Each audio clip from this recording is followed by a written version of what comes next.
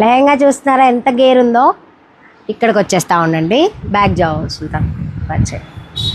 ఇది చూడండి ఎంత పెద్దగా వచ్చిందో. లోపల క్యాన్ కూడా ఇక్కడ వరకు పెట్టాము. చాలా బాగా వచ్చింది గేర్ అయితే. ఐరన్ పీస్ చూడండి ఎంత బాగుందో కదా. సో దీనికి బ్లౌజ్ వచ్చేసి ఇది.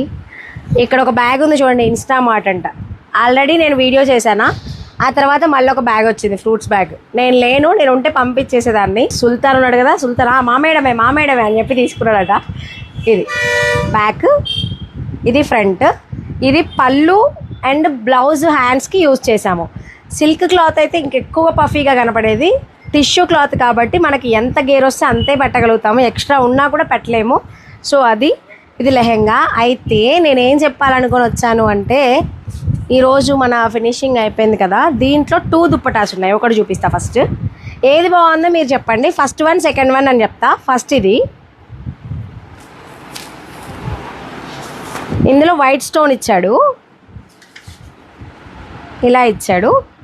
ఎందుకంటే అది ఇది సేమ్ గోల్డ్ కాబట్టి పింక్ ఇలా డార్క్గా ఉంటేనే బాగుంటుంది. దేవి మ్యామ్ అయితే చాయిస్ ఆల్వేస్ యువర్స్ అంటారు, బట్ మీ చాయిస్ కూడా తీసుకుందాము. ఫస్ట్ వన్ బాగుందా, సెకండ్ వన్ బాగుందా చెప్పండి. ఇదేమో గోల్డ్ స్టోన్, వైట్ స్టోన్ ఇచ్చాడు. స్టెప్సే పెట్టుకోవాలండి, 1 స్టెప్ వేసుకుంటే కొంచెం గుచ్చుకునే ఛాన్స్ ఉంటుంది. ఇది